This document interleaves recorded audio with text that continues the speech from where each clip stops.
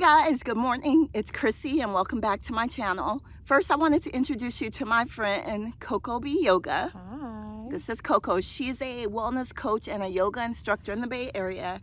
And we usually spend our Saturday mornings going for a walk, reflecting, touching base on how our week went. And so today, we want to talk real briefly about things that make you go, And today's topic, I wanted to talk a little bit about how do you bounce back when you may have had a setback. And so this weekend, confession, I had a little bitty setback in my journey. And as you guys know, I eat more so low carb, keto approach. So that's what I've been incorporating in my dietary plan, so to speak. Now, sometimes what I find is I'll give myself a cheat. But what I realized yesterday about myself is if it's something that I really like, it becomes a trigger and I have to have a little bit more restriction. Do you know what I mean, CoCo? Like a little bit more restriction. Yes. So let me go ahead and confess because my husband has already told several people. And so I order food from this company in the Bay Area called That's Clean Kitchen. And they make this fabulous oatmeal, I think it's called an oatmeal pecan cookie, right? It's almost like, think about an oatmeal raisin cookie without the raisins. Now, mind you, I said I'm going to give myself 2 cookies. I had made my plan. That's what my plan was going to be. I'm going to allow myself permission to eat cookies. 2 cookies later, it turned into 6 cookies. So I had an epic fail this weekend. But you know what? It happened, and now that's what I want to talk about. How do you bounce back and move forward from those fails? Because it's going to happen. And that's the key with it. In life, we set a plan. Sometimes we get off our plan, but that's what I wanted to talk to CoCo about today. CoCo, let's talk a little bit about when you have stumbles along the way, how do you bounce back? So talk to us a little bit about maybe setbacks that you've had and what's your approach for bouncing back? So I would say my approach to it happens a lot. Yes.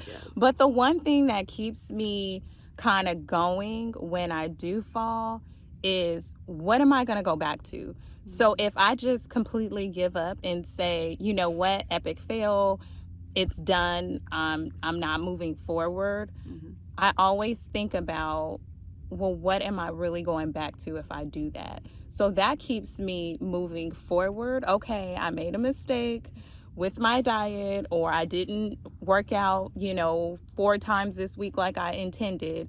But okay, next week I can do better, and I can give myself credit for the 2 days that I did. So that kind of helps spin it positive instead of focusing on all the losses, but look at, what were my gains instead of just focusing on the negative.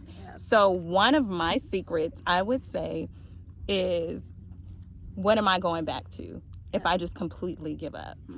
I love that too, because like you mentioned, sometimes we can focus so much on what we did wrong, but not build ourselves up and give us credit for what we did right. Yes. And so I know for me, when I started my plan of saying, okay, I want to eat more low carb and eliminate things, I had to say,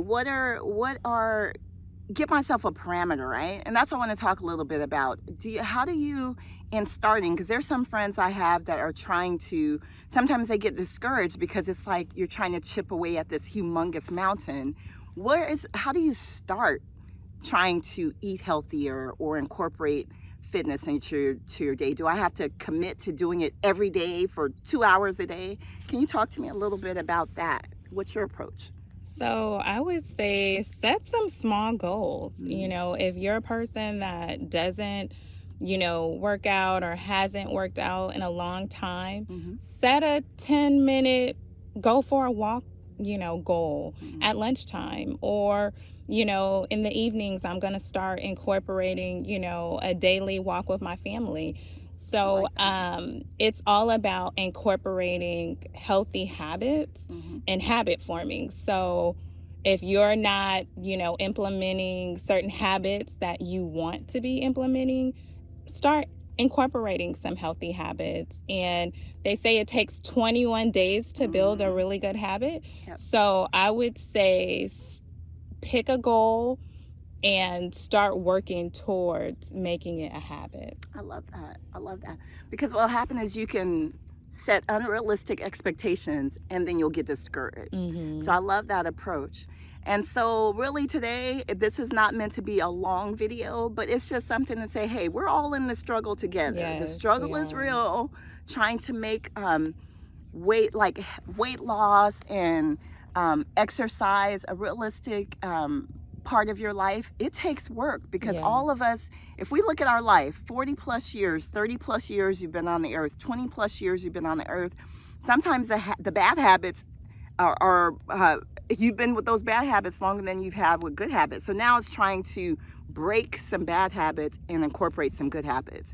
So advice would be take it one day at a time, like CoCo said, set smaller goals, and you can do it.